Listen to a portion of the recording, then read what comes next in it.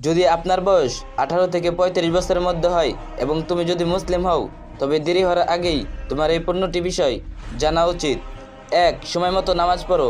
এটা তোমার দিনের কেন্দ্রবিন্দু এবং বরকতের চাবিকাঠি। সূরা আনকাবুত। 2. নিজেকে শৃঙ্খলিত করো।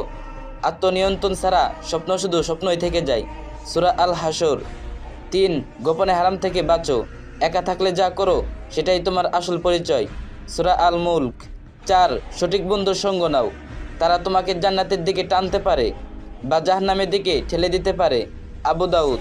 5. অযথা বিয়েতে দেরি করো না। পারফেক্ট টাইম এর পিছনে ছোট অনেক সময় ফিতনার দিকে নিয়ে যায়। বুখারী। 6. বেসিক ফিকহ ও আকীদা শিখো। জ্ঞান ছাড়া আল্লাহর ইবাদত সঠিকভাবে করা যায় না। জ্ঞান ঈমান বাড়ায়। সুনান ইবনে মাজাহ।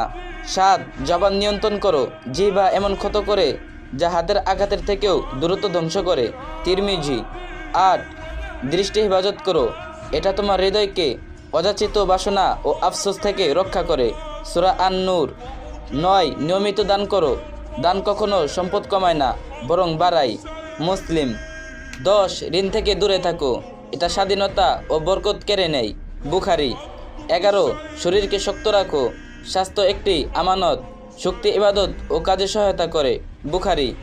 12. মূল্যবান কোনো দক্ষতা অর্জন করো, যাতে তুমি হালাল উপার্জন করতে পারো, কারো চাকরির উপর নির্ভর না করে। তিরমিজি। 13. প্রতিদিন কোরআন পড়ো। এক পৃষ্ঠা হলেও আল্লাহর সাথে সংযোগ তৈরি হয়। সূরা ফাতির। 14. সফর করো। আল্লাহর দৃষ্টি দেখো, জ্ঞান অর্জন করো, আর স্বাচ্ছন্দ্যের গণ্ডি ভাঙ্গো। সূরা আল আনকাবুত। 15. মৃত্যুকে স্মরণ করো। এটা তোমার অগ্রাধিকার ঠিক রাখে। তিরমিজি। আর এই বিষয়গুলো আরেকজনের সাথে শেয়ার করুন, যাতে আরেকজনও এই বিষয়গুলো জানে। আর যে যত পারেন বিষয়টি কপি লিঙ্ক করে দিন।